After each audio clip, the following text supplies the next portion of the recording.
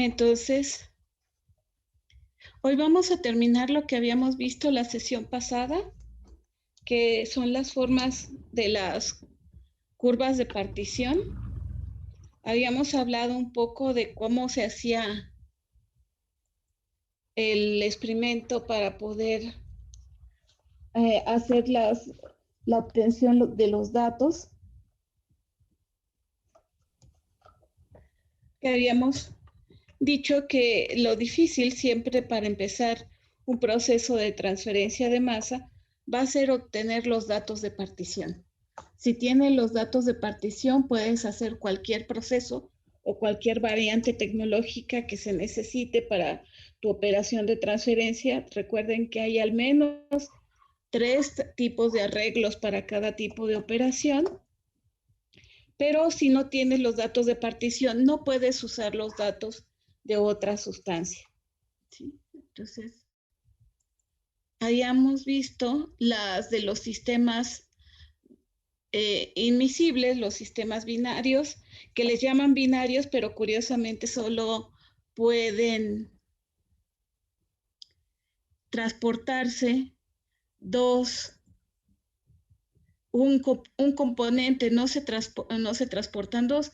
Les llaman binarios porque solo debe de haber 2 componentes en cada corriente de salida. Siempre el nombre binario o ternario depende del número de componentes en las corrientes de salida, que son las que ya están en equilibrio. Si se llama binario, si le llaman binario, quiere decir que nada más hay 2 componentes en cada corriente, que por lo tanto solo uno migró. ¿Sí?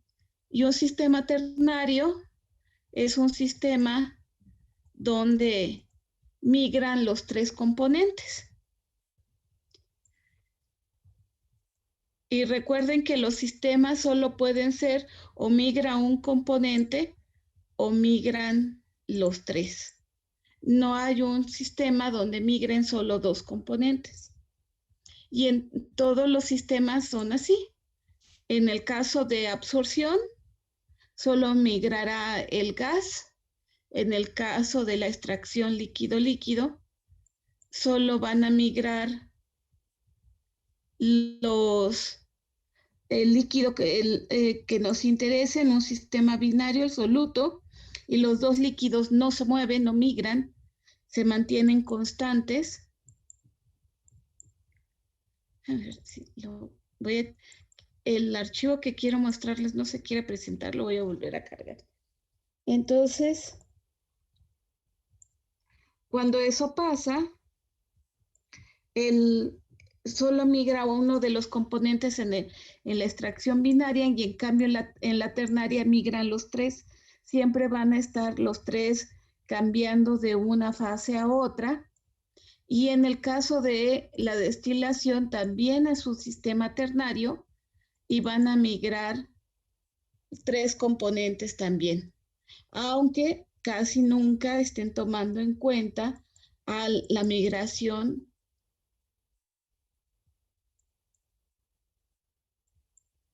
del componente energía. La migración del componente energía se hace igual que si fuera un sistema de masa.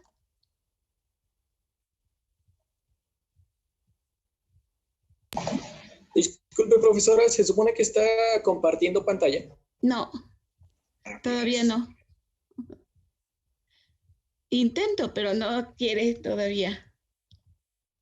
Entonces, en esas curvas de partición, pues siempre vamos a tener un eje para cada uno de los componentes, o deberíamos tener un eje para cada uno de los componentes.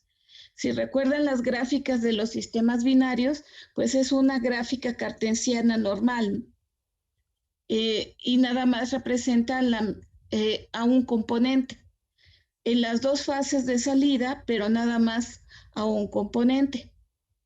Aunque tenga 2 ejes, no son 2 componentes, es uno solo, uno en la fase 1 y otro en la fase 2.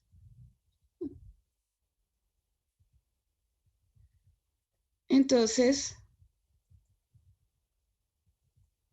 en las otras dos gráficas, las de los sistemas ternarios, pues sí va a haber un eje por cada uno de los componentes.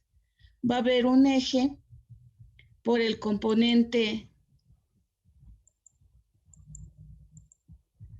por cada uno de los componentes de masa, y en el caso de la destilación también va a haber un componente por el eje de energía.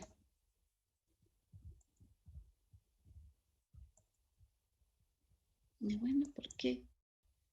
Ahora no.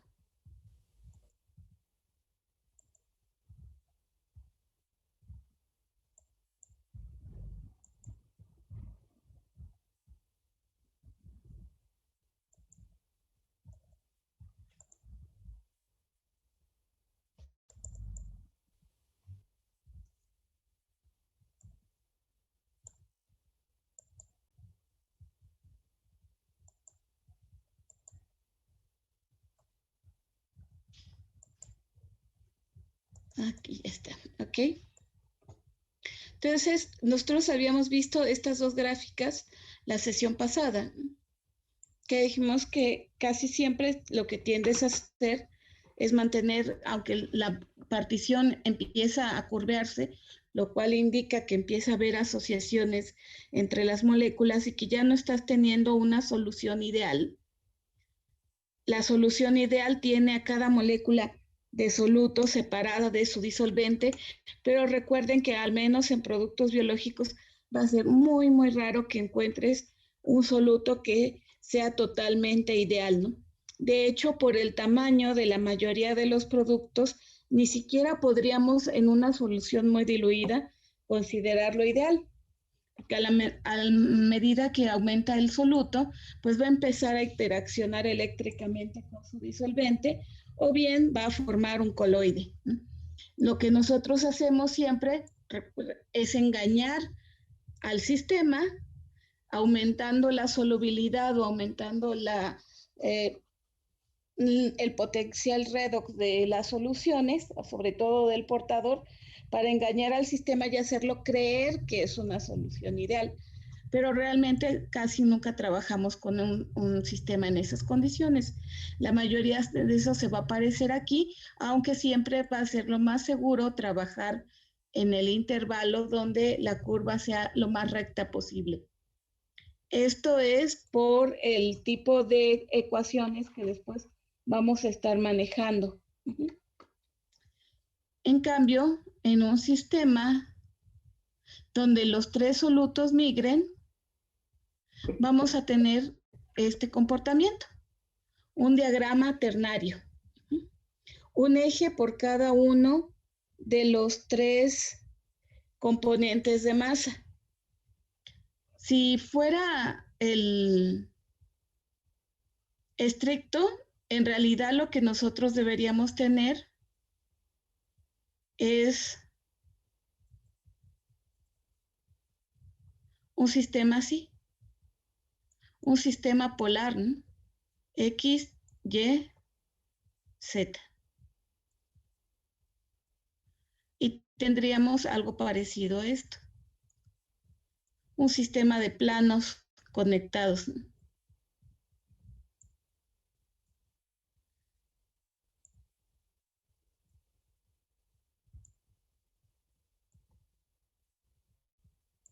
Solo recuerden que para poder manejar esto tendríamos que usar coordenadas polares, las cuales llevan un ángulo de desplazamiento, y pues allá en el 1800, cuando estaban haciendo las grandes centrales petroleras, pues eso no existía y se inventaron esto que se llama la representación de Hunter y Nash, o representación en el triángulo equilátero, o incluso existe una representación que nada más lleva dos de los componentes, que es la representación del triángulo rectángulo. ¿Sí? Dices, si vas a usar dos, a usar tres, pues mejor usas los tres, ¿no? Porque en realidad cuando usas el triángulo rectángulo estás perdiendo la información de uno de los componentes. Aunque por la ecuación de complemento de las fracciones se supone que si conoces dos de las tres fracciones, la otra la puedes sacar por diferencia. Y es por eso que luego también utilizan el triángulo rectángulo. Pero pues es a veces mejor usar el triángulo equilátero normal que la representación de Hunter y Nash. Y ya habíamos hablado alguna vez de que se podría intentar unificar las representaciones, incluso ustedes pueden poner acá el soluto en la fase 1 y el soluto en la fase 2 y les va a dar una curva muy parecida a esto, que es, si se fijan, es como parecido a lo de los sistemas binarios, donde nada más es donde nada más viaja un soluto. Pero el problema es que si nada más lo representas así, tienes dos incógnitas, te hace falta la información de cómo migran los otros dos componentes y entonces estás en problemas, ¿no? Porque al menos necesitarías saber cómo se transmiten dos para poder sacar tu balance completo de las corrientes de salida. Entonces, en extracción ternaria, por ejemplo, es muy utilizado hacer esto, que si recuerdan, si las ven, se parecen mucho a lo que utilizan en sólido líquido, en la operación de leaching, que es utilizar una unidad compuesta. De hecho, en muchas utilizar unidades compuestas para representar los diagramas de partición es muy usado porque te permite hacer una curva más simple con solo dos componentes. Y se fijan acá estará, esto es el soluto entre el portador y acá está el soluto entre el agente de separación. Nos sigue conservando la misma fase, es F1, X en F1 transformada, X en F2 transformada. Aunque, pues, si tienes todos tus datos de equilibrio, que los debes de tener, los datos de partición, y si tienes los tres componentes, siempre es mejor trabajar con los tres componentes, ¿sí? Y usarlo así, completo, el diagrama triangular. Es importante siempre manejar las curvas de partición, porque las curvas de partición nos van a representar las concentraciones a la salida del proceso. Entonces, estas curvas siempre te van a dar la salida, que debe de estar lo más cercano al equilibrio posible. Sabemos que el equilibrio real al 100% no es posible, pero sí algo muy parecido, ¿no? Que es lo que decíamos cuando hacíamos la corrida experimental, de que tú disolvías el soluto en el portador, después agregabas el agente de separación y te esperabas a que pudiera terminar el proceso. Entonces, esto es las curvas ternarias, las curvas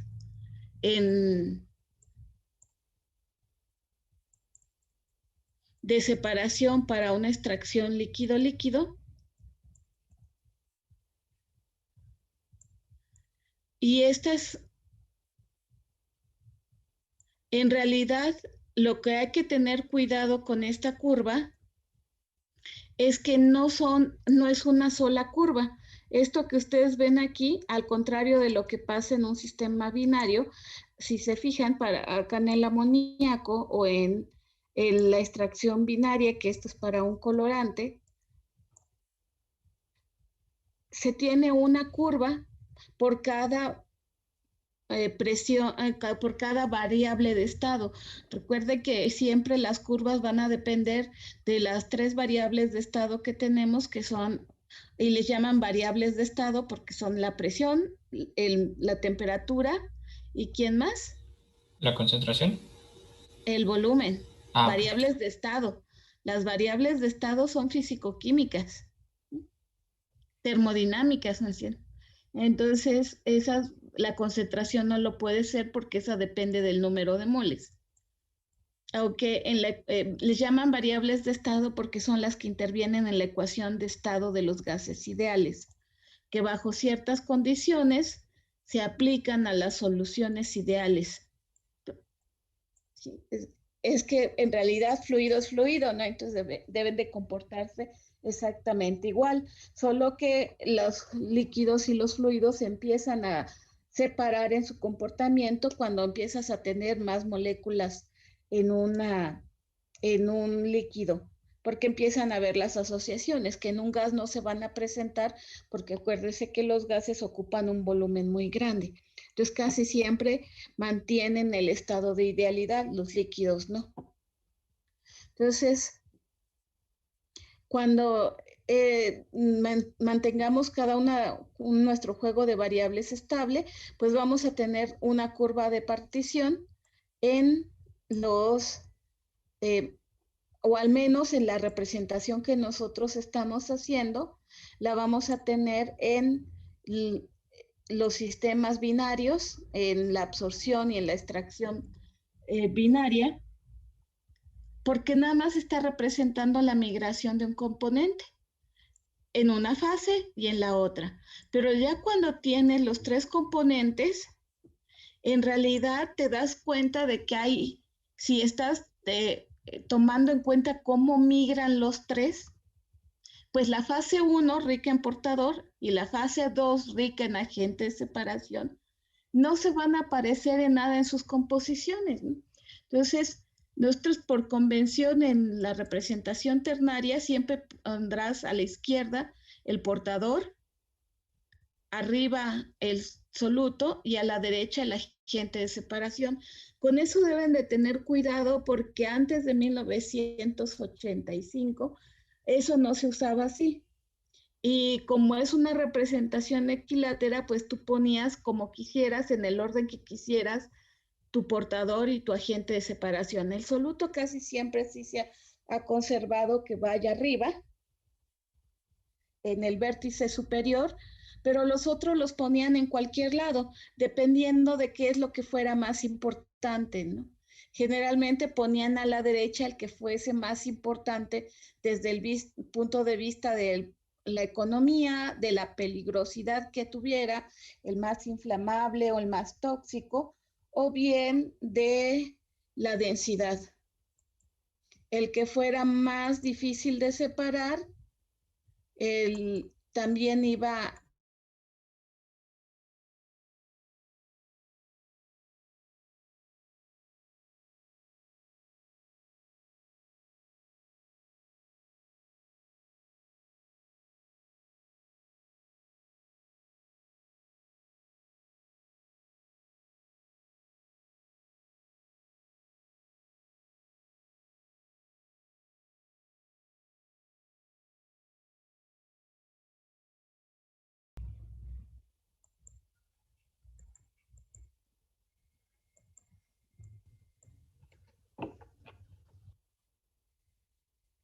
Ah, qué horror, nos sacó feamente.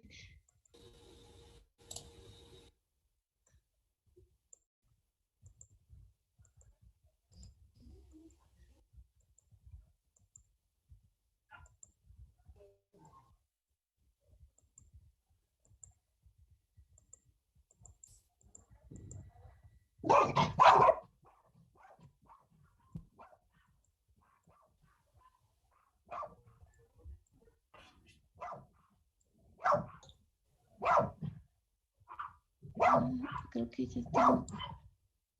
que ya están todos. Entonces vamos a continuar.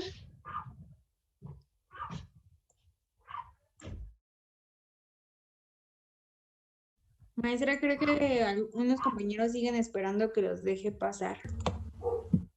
No, ya no. Ok. Entonces,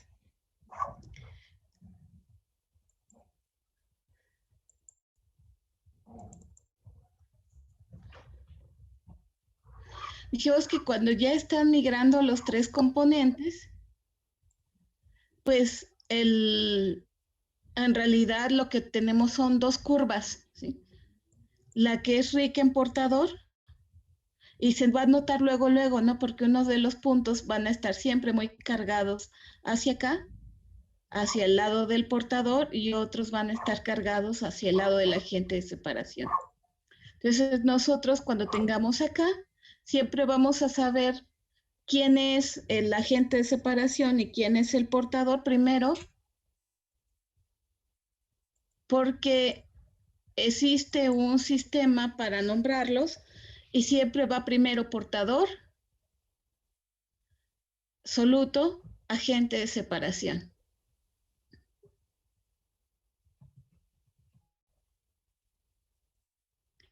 Entonces, como ven, el agua es el portador, el que tenga como componente principal al portador, pues va a ser la fase 1.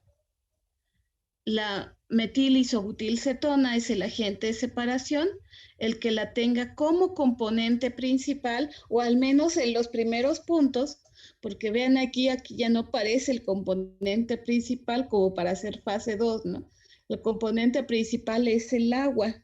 Este es un gran problema que tenemos, sobre todo en los productos biológicos. El agua migra en cantidades muy grandes.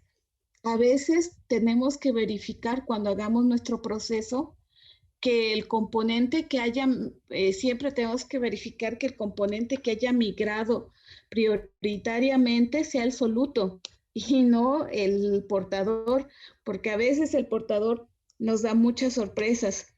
Cuando el portador es el principal, el que viaja en mayor cantidad, porque a veces viaja más que nuestro soluto, los balances se tienen que hacer con portador, no con agente de separación, no con soluto, que es algo que luego les complica mucho la vida, ¿no? Pero en realidad cuando nosotros estemos trabajando con sistemas ternarios, tenemos dos curvas, ¿sí? Una del lado del portador, otra del lado del agente de separación. Nosotros, por convención también, siempre se unen los últimos puntos que ven esta línea, sería la última, y se unen estos con una curva por una razón tecnológica.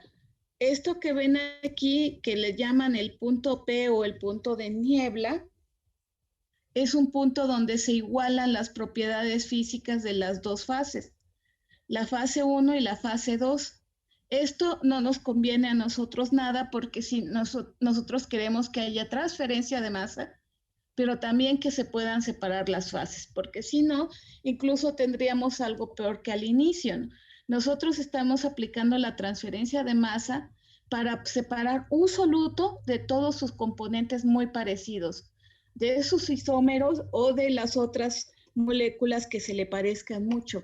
Pero lo queremos pasar a un sistema donde tengamos una solución con solo nuestro soluto, sin nada que le estorbe, sin nada que interfiera y sin nada que pueda tener malas reacciones en una célula o en un organismo, pero también lo queremos separado. O sea, tenemos que recuperar la fase a la que viajó completamente. Tienen que tener diferentes propiedades físicas de los otros componentes. Y entonces este punto que está aquí, el punto de niebla, es un punto donde se unen donde se igualan las propiedades. Si fuera aquí, nosotros no queremos trabajar acá, en esta zona. Por eso se completa la binodal para ponerte como una alerta, como un warning, lo que te dicen, no te acerques aquí, no trabajes en esta zona, porque aunque existe una transferencia de masa, tu separación ya no va a ser posible, ¿sí? Entonces, luego tengan cuidado con eso porque en alguna tarea que les dejé el semestre pasado, estaban trabajando y ponían el punto por acá, del punto de separación. Digo, pero es que en esa zona no tienes que trabajar, no puedes irte ahí. Es obvio que no puedes trabajar en esas condiciones. Tienes que usar otra condición, pero es que ahí da y está pasando la curva. Sí, pero la que exista la curva ahí o que nosotros dibujemos una curva es solo por convención y solo para alertarte de que esa es una zona donde no debes de trabajar. Y a todo el mundo se le olvida que ahí no hay que trabajar, ¿sí? ¿En dónde podrían ustedes usar esto? Pues donde termine la primera curva y donde termine la segunda curva nada más. Son dos. Y muchas veces ya en la literatura más reciente no se une. Ven las dos curvas por un lado y por el otro. Y a veces a ustedes les puede llegar a extrañar porque dicen, es que no está la curva completa, nada más hay algunos datos. No, están los datos completos. Nada más que no le dibujan la curva porque a veces te sale peor la interpretación que le dan, ¿no? La dan como si todavía hubiera separación y no es cierto. Recuerden que toda la separación tiene unos límites. Si no te reportaron más allá de este punto y de este punto, es porque fuera de ahí ya no hubo forma de que haya algo cuantificable o de algo que sea separable, ¿no? En este caso, cuando te unen esto para formar una curva que le llaman la binodal, te indican que en esta zona todavía es posible dar transferencia de masa, pero no hay separación física. Y para nosotros, al menos en un proceso de bioseparaciones, queremos las dos cosas. Queremos la transferencia de masa y queremos la separación física. ¿Okay? Y esta es la otra curva ternaria. Bueno, ¿y aquí por qué hay dos curvas? Pues porque en las dos ternarias hay dos curvas, nada más que a veces acá no se notan. Pero están las dos curvas, uno de la fase rica en portador, que es la líquida, y una fase rica en agente de separación, que es la de vapor. ¿Sí? Y tenemos un eje para masa, para el soluto. Como es un sistema ternario, pero en realidad dos componentes son masa y uno es energía, si tú representas a uno de masa, puedes tener el otro por diferencia, porque sabes que en una corriente de salida que tú cuantifiques la masa, pues nada más vas a tener dos componentes, el otro es energía. Entonces, por eso es que nada más se pone un componente, aunque lo pongan como, ven que aquí dice X y acá es Y, no representa dos componentes diferentes, son el mismo, solo que este está en fase líquida y está en fase gaseosa. Recuerden que en tecnología química tradicional, la X la reservan para las composiciones en fase líquida y la Y, las composiciones en fase gaseosa. Entonces, la fase líquida será la rica en portador, nuestra F1, la fase vapor, la fase 2 o la rica en agente de separación. Y el agente de separación es calor. La vez pasada hablábamos de que el calor que lo transportas hasta nuestro proceso de separación sobre vapor de agua. O sea que nunca transferimos energía sin un medio de transporte material, ¿no? Porque entonces estaríamos en problemas. Imagínense que ustedes pudieran transportar energía pura. Pues sería el sueño de Tesla y el sueño de Einstein y de todos ellos, ¿no? Transportar energía pura sin ningún medio material que es el que lo necesitara. Tú cuando pagas la luz y pagas todo o pagas el combustible, en realidad lo que estás pagando es el alquiler del medio de transporte de tus líneas de luz y el combustible que se usó para generarlo, ¿no? Y para transportarlo. Entonces, y recuerden que nosotros transformamos una parte de líquido en un vapor, porque aparte de que no hay forma de separarlos, o sea, imagínense, en destilación las mezclas son completamente miscibles. En cualquier proporción que ustedes mezclen, van a estar solubilizados. Así que si nosotros hacemos la transferencia de masa, resulta que tienes alcohol con agua, le pones mucho calor para que destilen y haces la transferencia de masa. ¿Y qué es lo que vas a tener? Pues como se mezclan en todo, tenías tu alcohol con agua, lo calientas, pues lo que vas a tener es más alcohol, un poco menos de agua y está caliente. Y esa es la única diferencia con la otra, ¿no? Y la otra también está caliente, pero menos caliente y tiene mucha agua con un poco de alcohol y la otra tiene más alcohol con menos agua y está más caliente y ya, ¿cómo los separas? No hay forma de separarlos.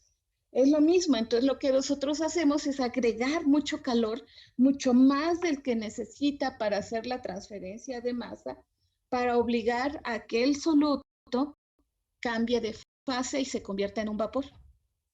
El sistema se vuelve mucho más controlado porque hay un medio material que puede manejar el calor mucho mejor que el aire, porque pues no está vacío ahí, ¿no? Hay aire, pero mucho mejor que el aire, el vapor de lo que tú estés cambiando, solo por el hecho de ser vapor absorbe el calor de una mucho mejor forma. Y además generas las diferencias de densidad y de viscosidad que tú necesitas para separar al soluto. ¿Tenían una pregunta? Sí, yo, profesora. Es que no entiendo muy bien por qué la línea de vaporización, o sea, la roja está en la fase líquida y la línea de condensación está en la parte de vapor. La línea de condensación, esto es porque línea de vaporización, esto es por una antigua convención que existía, que decían que vaporización es que aquí vas a cambiar de fase. ¿Quién cambia de fase? Un líquido caliente. Por eso esta fase es líquida. Y a esto le llamaban el punto de vaporización, o sea, el punto en donde empieza a convertirse en vapor. Igual que acá, le llamaban acá línea de condensación porque consideraban que en esta temperatura, como están en equilibrio, aquí empieza la condensación de la primera gota cuando el vapor se convierte en líquido. Ok, y la parte de medio sería entonces como el equilibrio, ¿no? O sea, todo lo que está representado en medio de las dos curvas. En medio de las dos curvas, en realidad te representa una zona que le llaman zona de niebla, igual que en destilación, porque tienes una mezcla. Es un estado de transición, no es ni líquido ni vapor, termodinámicamente hablando. Ahí, en eso tienes razón, que más que el equilibrio, ahí es el proceso, sería el equivalente a la interfaz de los fluidos en el experimento que vimos. Y ahí se nota un poco más que la interfaz es una zona de energía, no una zona de masa, ¿no? Decíamos cuando veíamos la parte teórica de la transferencia, que la interfaz es una zona muy dinámica, una zona donde está cambiando mucho las condiciones del potencial químico. Ahí es donde se hace el intercambio de potencial químico. Y entonces ustedes veían en el video que de repente había unas como pequeñas membranas de un líquido que entraba en el otro, porque están haciendo el intercambio de materia y energía. Eso es lo que pasaría en esa zona que está en medio de las dos curvas. Es la zona de intercambio de materia y energía. Gracias, profesora. Aunque a nosotros no nos interesa tanto qué ocurre ahí, excepto cuando hagamos el balance, el primer balance, porque nosotros manejamos para hacer los balances, que es ahorita lo que vamos a ver, vamos a cambiar de archivo. Nosotros manejamos el modelo de caja negra. Para nosotros es suficiente cuantificar lo que entra y lo que sale. Cómo se haga el mecanismo, cómo se realice la transferencia de masa, es algo que a nosotros no nos afecta demasiado, ¿no? Al menos no en el sentido tecnológico. En el sentido de conocimiento científico, pues sí es bastante importante.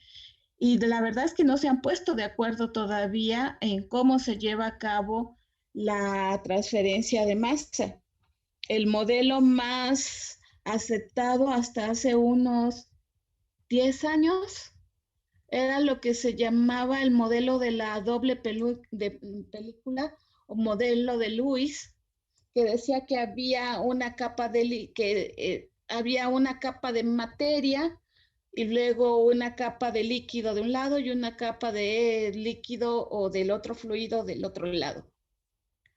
La verdad es que eso nadie lo ha podido comprobar, y cuando se empezaron a hacer los experimentos para comprobar cómo estaba o cómo se hacía la transferencia de masa, porque pues había el modelo de la doble película, el de los elementos finitos de Deckers y todo lo demás, y cuando se empezaron a usar fluidos de viscosidad alta y con bioactivos, y vieron que había esas como membranitas que pasaban, que se veían en el video, o luego se empezaron a usar radioisótopos para cuantificar en dónde estaban los solutos. Entonces tú podías ir haciendo una marcación con radiación en dónde estaba el soluto en cada parte, pues se descubrió que la doble película no existe. En realidad lo que tienes es un gradiente de energía en la interfase, y ya le llaman la teoría de la teoría de campos.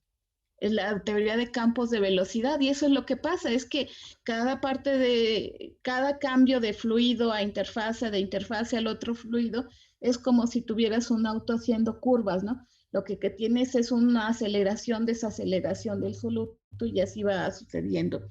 Y se veía muy bien, hay unos experimentos muy bonitos en algo que llaman las celdas de Taylor. Las celdas de Taylor son tubitos pequeños donde tú te aseguras que el soluto se va derecho, que si tú pones un fluido, ven que los fluidos hacen gotitas, la gotita va a desplazarse en forma recta, pero eso solo pasa en aparatos de menos de 5 centímetros. Entonces, cuando nosotros queremos saber exactamente la trayectoria o cuantificar la trayectoria de un equipo, pues lo que hacemos es meterle tubos pequeños. En un destilador o un extractor, lo que empiezas a hacer son tubos pequeños, y así te aseguras de la trayectoria. O sea, es algo que ya también se conocía desde hace mucho tiempo, pero que ahora se pueden hacer celdas de Taylor de plástico o de PVC y ponerle los marcadores radioactivos, ¿no? Entonces, cuando vieron eso, resultó que no existe como tal la teoría de la doble película. Sin embargo, como si la teoría de la doble película después se iba a las resistencias, y las resistencias son muy equivalentes a un cambio de velocidad de soluto, pero con unas matemáticas más sencillas, pues resulta que las matemáticas de la teoría de la doble película no siguen funcionando muy bien para sacar la velocidad de transferencia de masa. Y para hacer los cálculos de transferencia de masa, que es algo que haremos la clase que viene, sigue funcionando perfecto sacar coeficientes de transferencia de masa por la teoría de la doble película, aunque esta no exista, ¿no? Pero es una coincidencia fenomenológica, o ha sido un enfoque fenomenológico de adaptar las matemáticas al fenómeno físico. Algo así como lo que se intentaba que ustedes hicieran en la materia de aplicaciones matemáticas, de describir físicamente un proceso, pues eso se hace. Entonces, si es por la teoría de la doble película, si es por la teoría de campos de velocidad, o por como sea que todavía se vaya a poder discriminar cómo se hace el paso del soluto de una fase a otra, no nos afecta a la tecnología de los equipos que se utilizan en transferencia de masa. Lo que nosotros vamos a querer hacer es sacar nuestra nuestros balances y nuestra transferencia, cuantificar nuestra transferencia. Luego usaremos ese modelo, que es el modelo de caja negra, donde nosotros cuantificaremos a la entrada y a la salida. ¿Por qué siempre da tanto trabajo que pueda leer un archivo?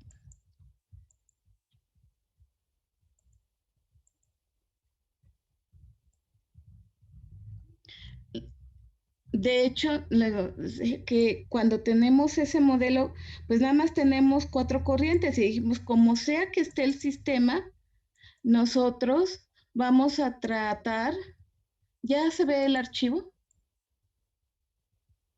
Sí, profesora. Acá, de tener un sistema así. Y recuerden que son 4 corrientes y que estas concentraciones que nosotros estamos representando en el diagrama de partición son las concentraciones de estas corrientes F1 y F2. Todo lo que esté sobre la curva de partición está en equilibrio y representará una corriente de salida.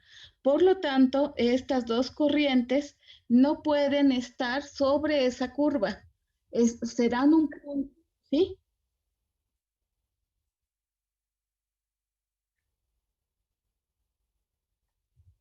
No. No.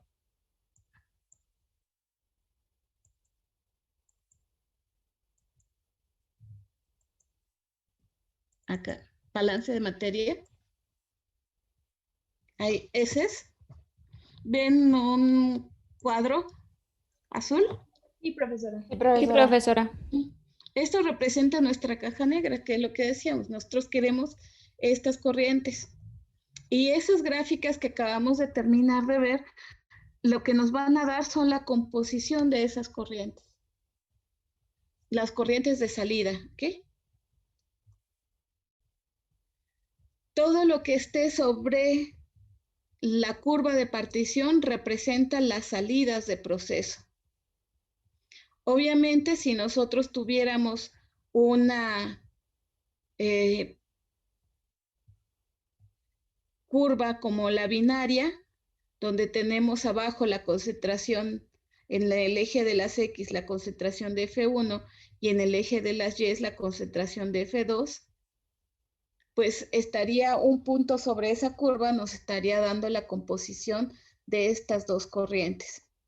Y estas dos serán un punto fuera de esa curva. La alimentación y el agente de separación nunca jamás van a estar sobre las curvas de partición. Serán composiciones que están lejos de las curvas de partición, ¿sí? Con la única excepción de destilación. Destilación sí tiene una alimentación que tiene que coincidir con una de las curvas de líquido. Esto es porque el proceso lo empiezas a cuantificar ya que va a ser el cambio de fase. Sin el cambio de fase, pues nosotros no podríamos cuantificar la transferencia de masa.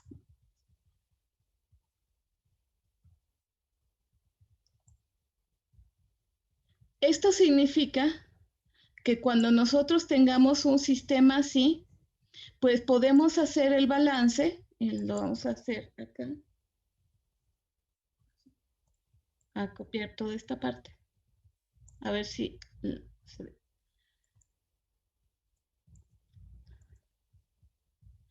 Y el balance va a ser relativamente sencillo, ¿no? Tendremos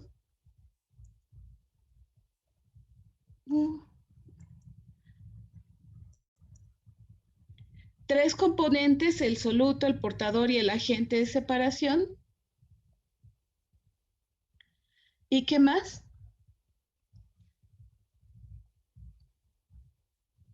Y 4 flujos, ¿no?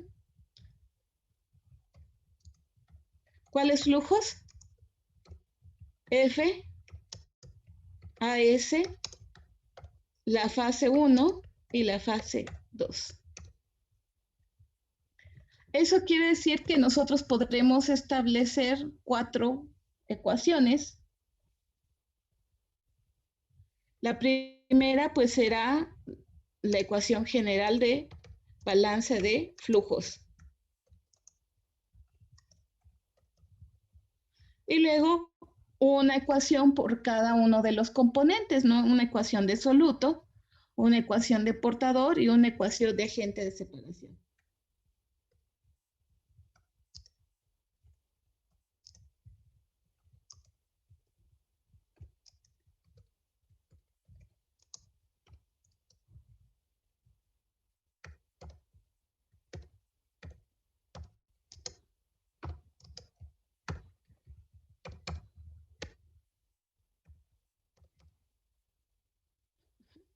Y así nos va a quedar una similar para cada uno de nuestros 3 componentes. Una para portador y otra para agente de separación.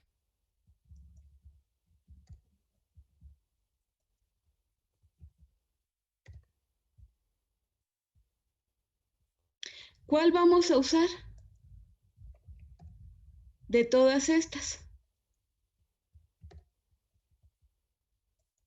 Pues en realidad nosotros podemos usar las 3 en cualquiera de los 4 procesos de transferencia de masa.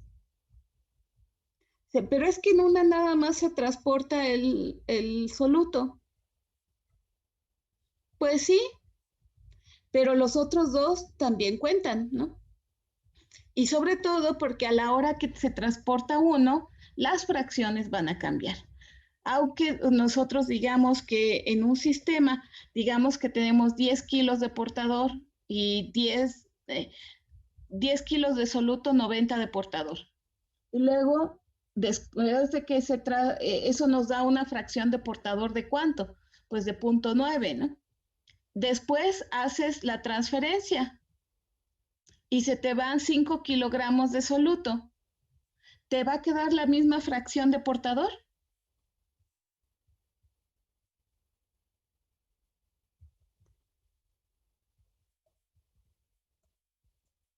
Pues no, ¿verdad? Veamos que tengamos este sistema en un portador. Tenemos 90 kilogramos y un soluto de 10 kilogramos. ¿Cuántas van a ser las fracciones de cada una de ellas? Pues la fracción de soluto sabemos que siempre una fracción masa, porque nosotros vamos a usar fracciones masa preferentemente, y si no se pueden utilizar fracciones masa, fracciones mol, pero también se calculan igual, nada más. Es masa del soluto, ¿entre quién? Entre la masa total, ¿no? Entonces, en este caso, ¿cuánto va a valer X? Pues 10 entre 10 más 90. ¿Y esto nos da cuánto? 0.1. ¿Y Y cuánto va a valer?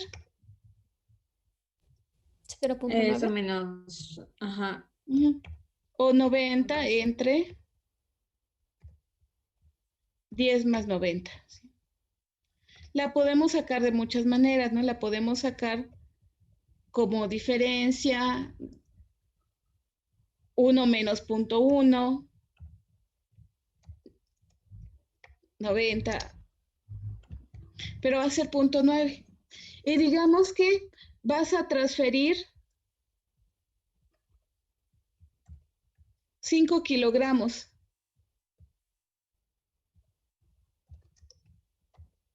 Ve que si nosotros ponemos acá incluso el componente Z, ¿cuánto tendrían de portador, de agente de separación? 0. 0. Entre. Entonces, a veces es muy bueno acostumbrarse a siempre escribir los tres componentes, aunque el sistema sea binario, luego también por si luego quieren hacer un programa que les resuelva las soluciones por un arreglo matricial o por cualquier otra cuestión, pueden utilizar el mismo programa base para las 4 operaciones. Entonces, ven que si nosotros transferimos 5 kilogramos,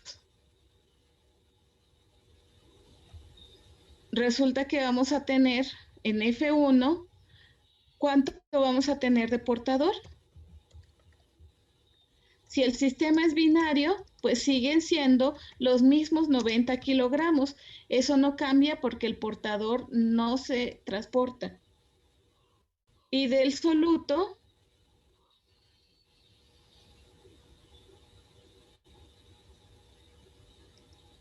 ¿cuánto transportamos? 5, ¿cuánto nos quedó?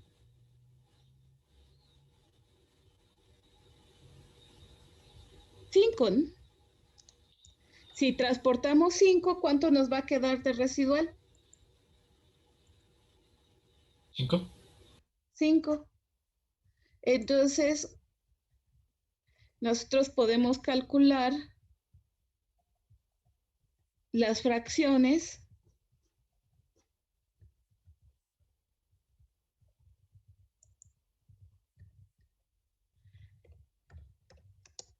y sabemos que aquí ahora hay 5 kilogramos de soluto, pero la masa total ya no es 100. ¿Cuánto va a ser? Pues 5 más 90. ¿Cuánto nos da esto? 5 entre 95.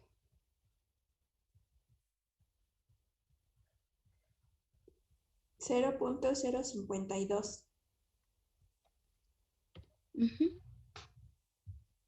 Y luego veamos la de portador. Hatsiri, ¿tenías una pregunta? Sí, profesora. Ese 5 solo lo dio como ejemplo, ¿verdad? Sí. 2, 3 o así. Ok. Gracias. Es de cómo, aunque nosotros tengamos un sistema binario, las fracciones de portador se pueden cambiar y las de agente de separación también. Entonces, nosotros podemos usar cualquiera de las 3 ecuaciones de balance que pusimos arriba en los procesos. Ok, muchas gracias. ¿Y 90 entre 95? Entre 95 da 0.94. 94. Sí. No, es punto 94, no punto 094. Ajá. Exacto. A mí me da punto 947. Así es, ¿no?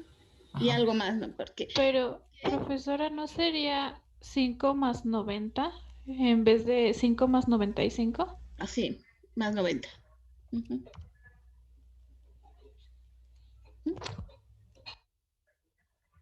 Esto porque recuerdan que dijimos que no se coman los decimales, que tienen que ser al menos 4 decimales, porque si no nos sumaría 1.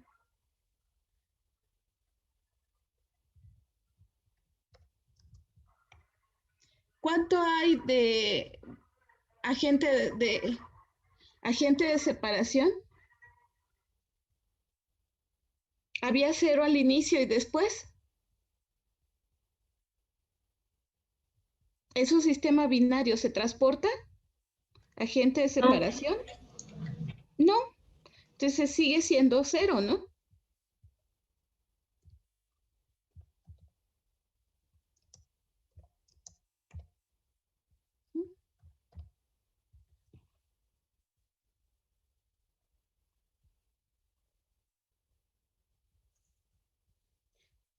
Y además ven que los sistemas de transferencia de masa son sumamente lógicos, porque ahorita se quedaban, ay, ¿y dónde está?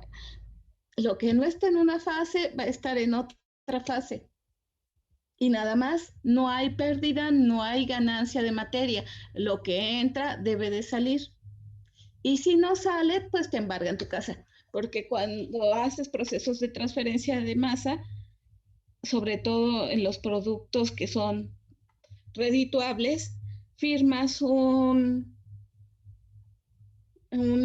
contrato de donde te obligas a entregar el total de materia que te están dando.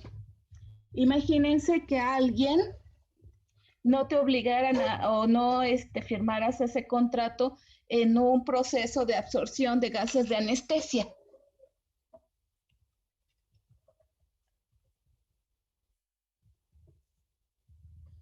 Los gases de anestesia están más controlados que la pólvora. Entonces, o en ahí, por ejemplo, te van a cuantificar hasta el último miligramo o microgramo de gas de anestesia que te pases a un frasco, a un dosificador, porque si no, a la hora que salga el producto no te lo van a probar porque los gases de anestesia pueden usarse como arma biológica.